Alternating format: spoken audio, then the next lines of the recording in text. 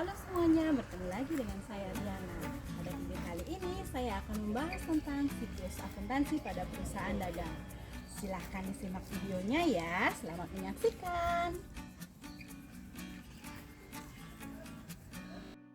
Halo semuanya, bertemu lagi pada pembelajaran ekonomi, khususnya pada materi akuntansi perusahaan dagang. Nah, pada pertemuan sebelumnya kita sudah mempelajari tentang karakteristik perusahaan dagang serta akun-akun yang terdapat pada perusahaan dagang. Pada video kali ini kita akan belajar tentang pencatatan transaksi pada perusahaan dagang, khususnya bagian jurnal khusus dan jurnal umum. Nah, sebelum masuk ke inti pembelajaran, Miss Yana ingin mengingatkan bahwa siklus akuntansi itu terdiri dari beberapa hal. Yang pertama, dari dokumen transaksi yang berupa bukti transaksi akan dicatat dalam jurnal, yaitu jurnal umum dan jurnal khusus. Kemudian akan dilanjutkan dengan proses pemindah bukuan atau posting ke buku besar dan buku besar pembantu. Kemudian akan dilanjutkan dengan penyusunan raca saldo, penyusunan ayat jurnal penyesuaian, dan apabila diperlukan itu akan membuat neraca lajur untuk membantu proses pembuatan laporan keuangan. Setelah itu akan disusun neraca saldo setelah penyesuaian, kemudian lakukan penyusunan laporan keuangan, dilakukan pencatatan pada jurnal penutup, kemudian jika memang diperlukan akan menyusun jurnal kembali. Setelah itu baru ada yang terakhir adalah neraca saldo setelah penutupan. Kemudian kembali lagi ke transaksi awal. Nah, pada video kali ini kita berfokus pada pencatatan transaksi akuntansi ke dalam jurnal umum dan jurnal khusus. Nah, transaksi-transaksi yang terjadi pada perusahaan dagang dapat dicatat pada jurnal, baik jurnal umum maupun jurnal khusus. Pada perusahaan kecil, pencatatan transaksinya masih memungkinkan menggunakan satu macam jurnal, yaitu jurnal umum. Namun, untuk perusahaan besar, transaksi yang terjadi tentunya jumlah dan jenisnya akan cukup banyak. Sehingga apabila menggunakan satu macam jurnal akan kurang praktis. Oleh karena itu, agar pencatatannya dapat dilakukan lebih mudah, digunakanlah jurnal khusus. Nah, jurnal khusus atau special journal adalah jurnal yang dirancang secara khusus untuk mencatat transaksi yang bersifat sama dan sering terjadi atau berulang-ulang dengan tujuan agar dapat bekerja secara efektif dan efisien. Jurnal khusus yang biasa digunakan dalam akuntansi perusahaan dagang terdiri atas 4 macam. Yang pertama, ada jurnal pembelian, yaitu khusus untuk mencatat transaksi pembelian secara kredit. Kemudian yang kedua ada jurnal pengeluaran kas untuk mencatat transaksi pengeluaran kas. Kemudian yang ketiga ada jurnal penjualan khusus untuk mencatat transaksi penjualan barang dagangan secara kredit. Dan yang keempat adalah jurnal penerimaan kas, yaitu untuk mencatat transaksi penerimaan kas. Nah, di samping keempat jurnal khusus tersebut, perusahaan dagang harus tetap mempunyai jurnal umum untuk mencatat transaksi yang tidak dapat ditampung dalam jurnal khusus yang tersedia. Adapun perbedaan antara jurnal umum dan jurnal khusus adalah yang pertama, jika pada jurnal umum biasanya terdiri atas 2 kolom, yaitu kolom debit dan kolom kredit saja, sedangkan pada jurnal khusus terdiri atas banyak kolom sesuai dengan jenis jurnalnya. Kemudian yang kedua, jika pada jurnal umum untuk mencatat transaksi yang bersifat insidental, sedangkan jurnal khusus untuk mencatat transaksi yang bersifat sama atau sering terjadi. Nah, langsung saja kita bahas yang pertama, yaitu tentang jurnal pembelian. Nah, jurnal pembelian ini adalah jurnal yang digunakan untuk mencatat seluruh transaksi pembelian, baik pembelian barang dagangan maupun pembelian aktiva lainnya yang dilakukan secara kredit. Adapun bentuk jurnal pembelian adalah sebagai berikut, kalian bisa lihat di layar ya. Jadi seperti biasa ada identitas jurnal yang terdiri dari nama perusahaan, kemudian jurnal pembelian, periode pembuatannya, dan keterangan dalam rupiah. Hal ini digunakan agar kita tidak menulis rupiah atau Rp di setiap transaksi yang kita lakukan. Kemudian kolom-kolom yang terdiri dari yang pertama tanggal, kemudian syarat pembayaran, kemudian keterangan, kemudian referensi, kemudian di kolom debit ada pembelian serta akun serba-serbi. Nah, akun serba-serbi ini untuk mencatat transaksi yang terjadi tapi hanya sesekali atau jarang. Kemudian untuk kolom kredit terdiri dari utang. Nah, seperti biasa, pada jurnal harus terdapat halaman jurnal. Nah, yang terakhir ada total. Untuk mentotal semua transaksi yang ada dan mencocokkan apakah kolom debit sama nilainya dengan kolom kredit. Nah, langsung saja pada contoh transaksi. Jadi ini kita asumsikan nama perusahaannya Mandara Sejati ya. Mandara Sejati. Periodenya, jadi karena transaksinya itu Desember, berarti di sini 31 Desember tahun 2019. Dalam rupiah seperti biasa. Nah, untuk tanggal itu harus ingat diisi ini tahunnya, berarti transaksinya terjadi 2019, untuk bulannya bulan Desember. Nah, kita lihat transaksi yang pertama itu pada tanggal 3 Desember dibeli barang dagangan dari toko Ratih dan toko Haji Usman dengan keduanya menggunakan syarat pembayaran 2/10 N/30. Jika pembelian atau penjualan dilakukan dengan adanya syarat pembayaran, itu berarti penjualan dan pembelian itu dilakukan secara kredit. Nah, di sini ada dua toko, jadi kita pisahkan jurnalnya untuk memudahkan kita nanti melakukan pemindah bukuan ke buku besar pembantu. Oke, kita tulis yang pertama adalah tanggalnya, tanggal 3. Syarat pembayarannya 2/10 N/30, yang artinya kita akan memperoleh diskon atau potongan harga sebesar 2% jika melakukan pembayaran dalam rentang 10 hari dari tanggal kita melakukan pembelian. Nah, untuk akhir pembayaran itu maksimal 30 hari. Jangka waktu pembayaran maksimal 30 hari. Itu artinya ya. Kita keterangan diisi pembelian pada toko Ratih. Itu sebesar nominalnya 25 juta. Untuk referensi seperti biasa ya, sama dengan di perusahaan jasa, jadi nanti diisi ketika kita melakukan posting ke buku besar, baik buku besar pembantu maupun buku besar umum. Oke, ini bukan akun serba-serbi, jadi langsung ke hutang ya, karena dibeli secara kredit sebesar 25 juta rupiah. Kemudian untuk transaksi yang kedua dengan toko Haji Usman, syaratnya masih sama, 2/10 N/30. Pembelian pada toko Haji Usman.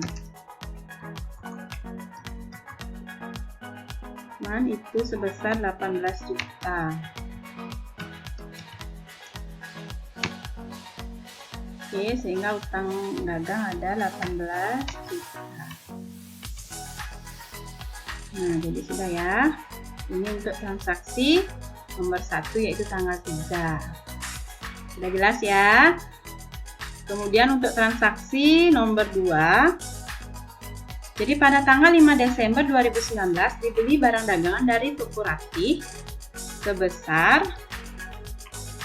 18.500.000 dengan syarat 3/10 N/30. Ini artinya syarat pembayarannya kita akan mendapat potongan harga senilai 3% jika kita membayar dalam waktu 10 hari dari tanggal pembelian, dan jangka waktunya sama ya, 30 hari. Tanggal 5 Desember, syarat pembayarannya 3/10 N/30. Bisa copy ini saja karena sama. Nominalnya adalah 18.500.000.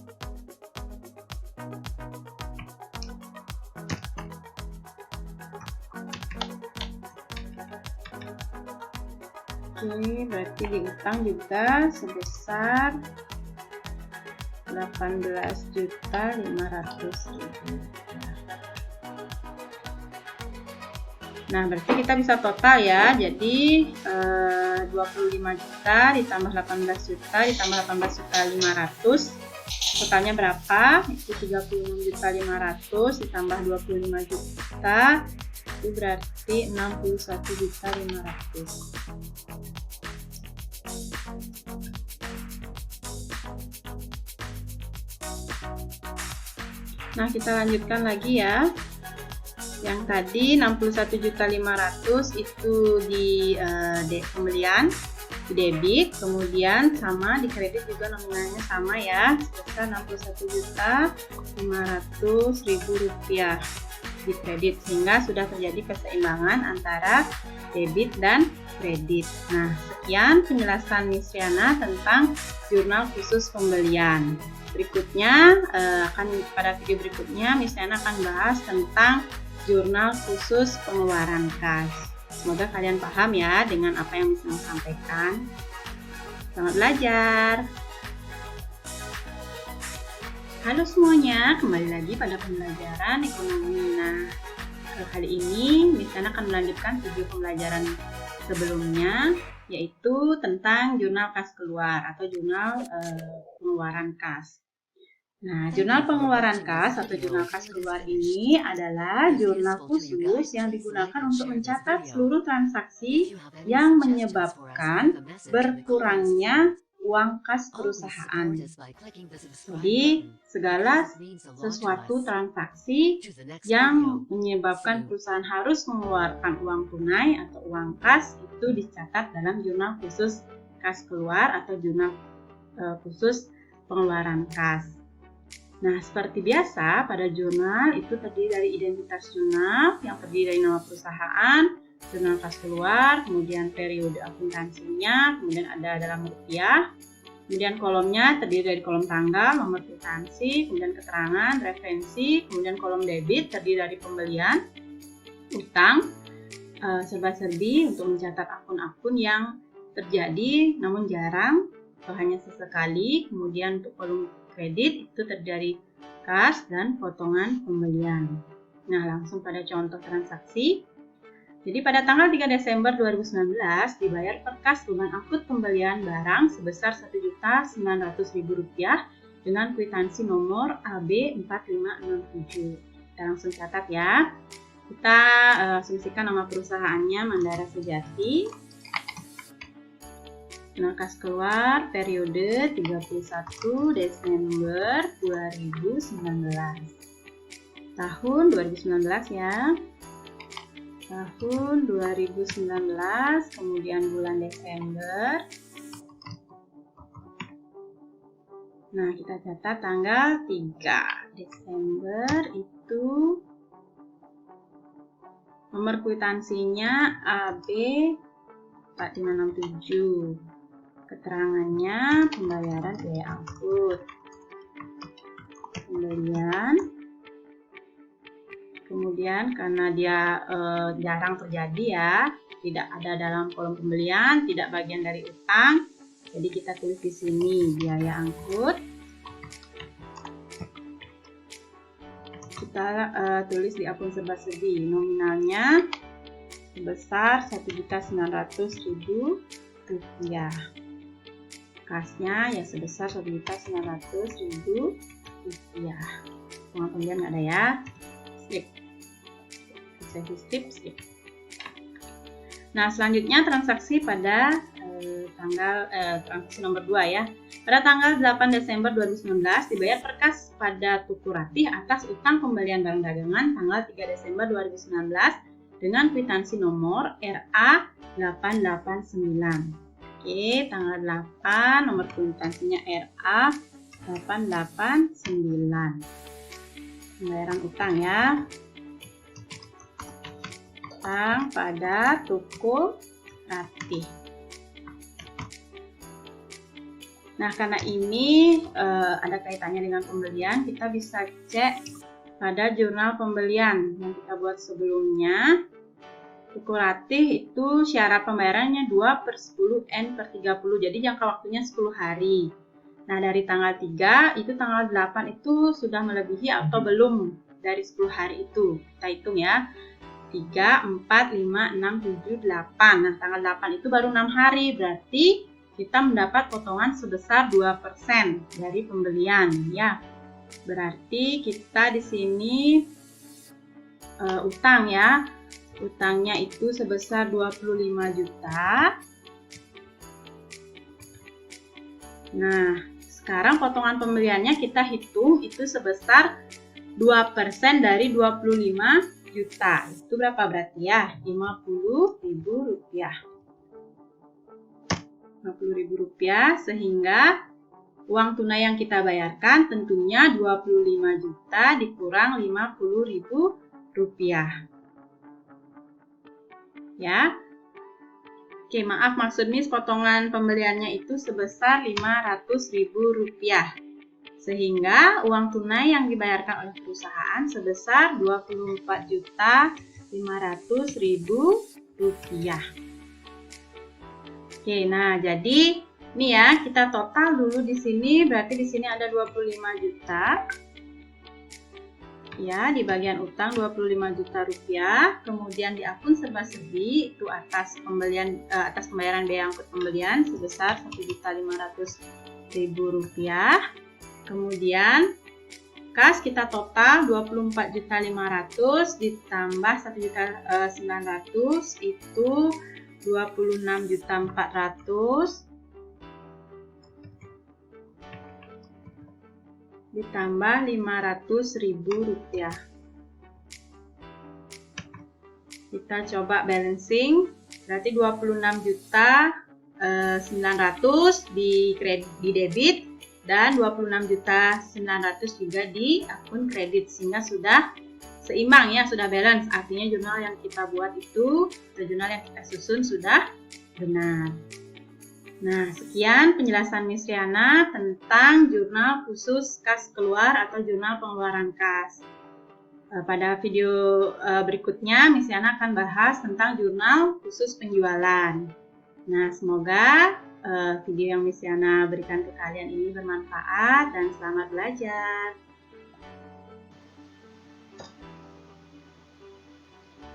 Halo semuanya, kembali lagi pada pembelajaran ekonomi, khususnya pada pembelajaran akuntansi perusahaan dagang. Nah, pada video ini Miss Riana akan melanjutkan pembelajaran tentang materi jurnal khusus penjualan. Nah, jurnal khusus penjualan adalah jurnal khusus untuk mencatat penjualan yang dilakukan secara kredit.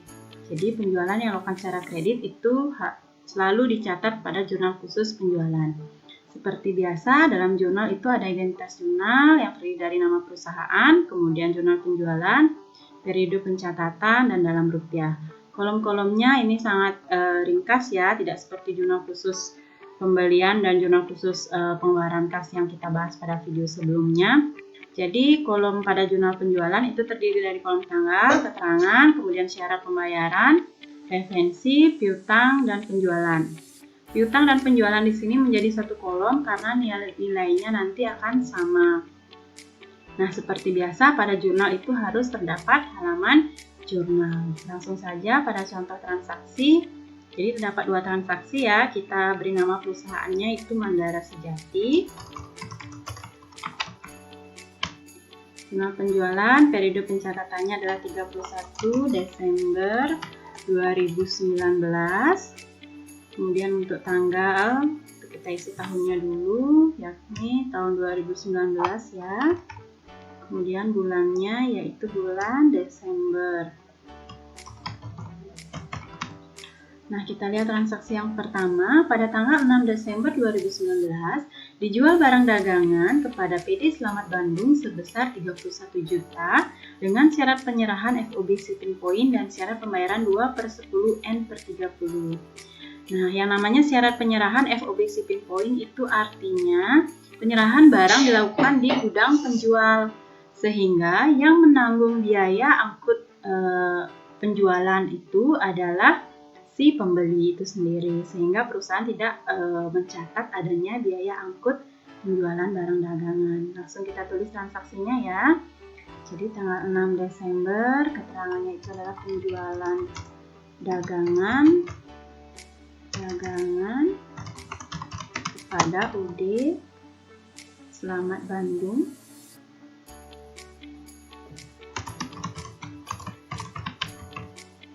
dengan syarat pembayarannya itu 2/10 N/30.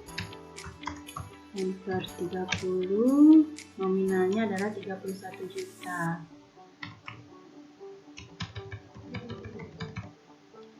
Nah, untuk transaksi yang kedua itu tanggal 15 Desember dijual barang dagangan PD Urip Bandung sebesar 34 juta dengan syarat penyerahan FOB shipping point sama dengan transaksi yang pertama ya, artinya perusahaan tidak menanggung biaya angkut penjualan barang karena sudah ditanggung oleh pembeli. Nah, syarat pembayarannya 5/10 N/30. Oke, kita tulis transaksinya. Penjualan dagangan kepada PD Urip Bandung dengan syarat pembayaran 5/10 N/30, artinya jika Urip Bandung ini bisa membayar 10 hari dari tanggal pembayaran itu mendapat potongan sebesar 5%. Nah, pembayaran maksimal dilakukan 30 hari dari tanggal dilakukannya penjualan barang dagangan. Nah, nominalnya sebesar 34 juta rupiah. Sehingga diperolehlah total sebesar 65 juta rupiah. Oke, nah semoga kalian paham dengan apa yang saya sampaikan ya dengan contoh 2 transaksi ini. Semoga kalian lebih paham tentang jurnal penjualan. Nah, sekian yang dapat Miss Yana sampaikan tentang jurnal khusus penjualan. Untuk jurnal pengeluaran kas, itu akan Miss Yana sampaikan pada video berikutnya. Selamat belajar! Halo semuanya, kembali lagi pada pembelajaran ekonomi, khususnya akuntansi perusahaan dagang. Nah, pada video kali ini Miss Yana akan melanjutkan pembelajarannya tentang jurnal kas masuk atau jurnal penerimaan kas. Nah, jadi jurnal penerimaan kas atau jurnal kas masuk adalah jurnal yang digunakan khusus untuk mencatat transaksi yang menyebabkan aliran kas masuk ke kas perusahaan. Nah, seperti biasa, pada jurnal itu terdiri dari identitas jurnal yang terdiri atas nama perusahaan, kemudian jurnal kas masuk, periode akuntansi pembuatannya, kemudian keterangan dalam rupiah. Kolom-kolomnya terdiri dari tanggal, nomor kwitansi, keterangan, referensi, kolom debit yang terdiri atas kas dan potongan penjualan, kolom kredit yang terdiri dari akun serba-serbi khusus mencatat transaksi yang jarang terjadi atau hanya terjadi sekali, kemudian piutang dagang dan penjualan. Dan seperti biasa, pada jurnal itu harus terdapat halaman jurnal. Oke, langsung saja ke contoh transaksi. Ini kita nama perusahaannya itu adalah Mandara Sejati ya. Kemudian periode pembuatannya adalah 31 Desember 2019. Tahun 2019 bulannya adalah bulan Desember. Oke, kita lihat transaksi pada yang pertama. Pada tanggal 2 Desember 2019, dijual barang dagangan pada toko Halimah seharga 12 juta. Pembayaran diterima tunai dengan nomor kwitansi KM001. Berarti ini tanggalnya adalah tanggal 2. Itu nomor kwitansinya adalah KM001.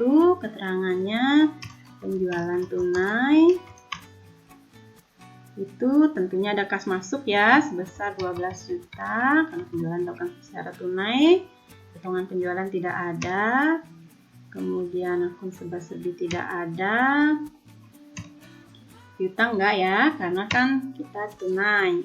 Ya, penjualan sebesar 12 juta rupiah. Nah, transaksi yang kedua pada tanggal 10 Desember 2019 diterima pelunasan atas penjualan barang dagangan dari tanggal 6 Desember 2019 dengan nomor kwitansi KM001.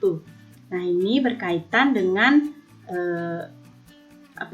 jurnal khusus penjualan. Kita lihat ya, tanggal 6 Desember itu penjualan kepada Udik Slamet Bandung dengan syarat syarat pembayarannya adalah 2/10 N/30 dengan nilainya 31 juta. Kita hitung sekarang itu tanggal 10. Nah, dari tanggal 6 ke tanggal 10 itu kan kurang dari 10 hari ya, hanya 4 hari.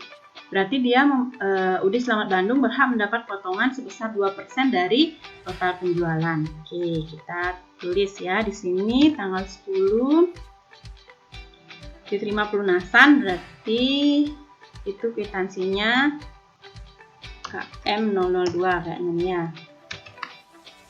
KM002 biar sama ya. KM002 itu pelunasan dari PD Selamat Bandung. Selamat Bandung. Nah, kita lihat sekarang potongan penjualannya itu adalah 2% ya. 2% dari 31 juta. Diperolehlah nilai sebesar 620.000. Nah, di sini piutang dagang ya, 31 juta. Nah, sekarang 31 juta dikurang 620.000 itu memperoleh hasil 30.380.000. Jadi kas yang diterima sebesar 30.380.000. Kita total ke bawah. Ini berarti 42 juta.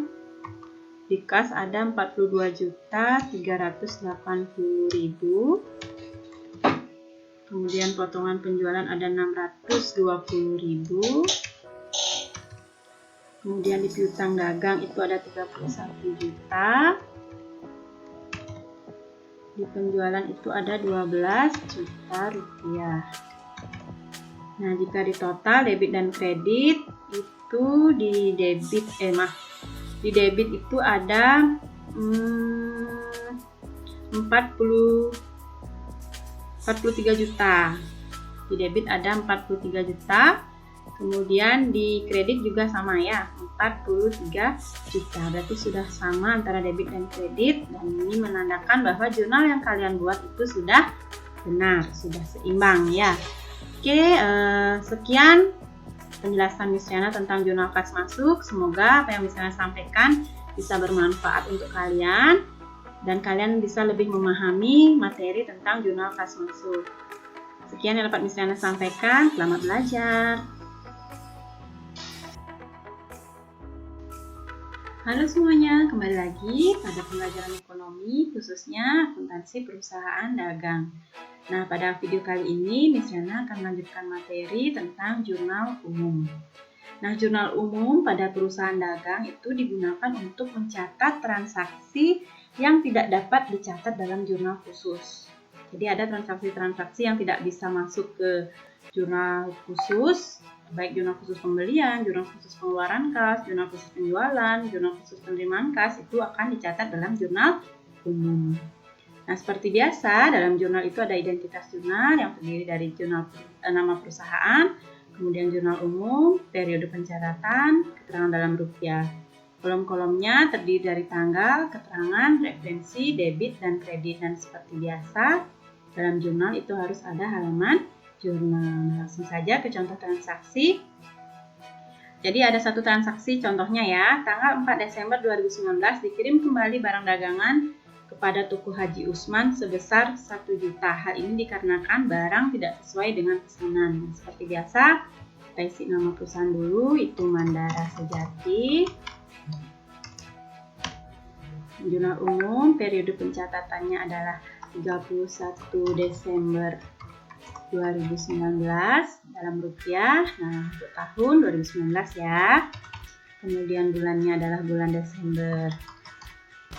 Nah, sama halnya dengan pencatatan jurnal umum pada perusahaan jasa, pada perusahaan dagang juga sama pencatatannya. Nah, ini ketika pengembalian barang dagangan itu namanya yang digunakan adalah akun retur pembelian, berarti karena kita mengembalikan barang yang sudah dibeli ya. Jadi tanggal 4 Desember itu retur pembelian berarti kan mengurangi hutang dagang. Berarti yang di debit itu adalah hutang dagang.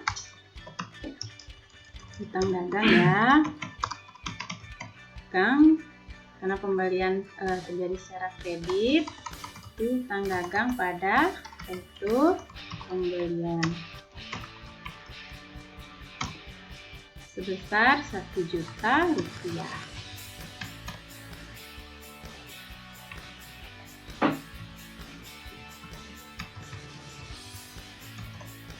Nah, sekian transaksi untuk jurnal umum. Jadi ada satu transaksi berarti 1. Sini untuk totalnya ya gampang aja ya, nggak usah jumlah. Jadi 1 juta di debit dan 1 juta di kredit. Nah, seimbang. Berarti ini sudah transaksinya sudah benar tercatat di kredit dan di debit. Nah, sekian penjelasan Miss Yana tentang jurnal umum yang juga sudah menjelaskan kelima jurnal yang terdapat pada perusahaan dagang. Ya, walaupun terpisah-pisah videonya, tapi Miss Yana harapkan kalian bisa lebih memahami tentang siklus akuntansi pada perusahaan dagang, khususnya pencatatan ke dalam jurnal umum dan jurnal khusus. Nah, seperti di awal, belajar akuntansi itu gampang dan sangat menyenangkan. Ayo mulai belajar bersama. Dan selamat belajar. Semoga apa yang Miss Yana sampaikan kepada kalian melalui video pembelajaran ini dapat kalian pahami. Sekian yang Miss Yana sampaikan. Selamat belajar.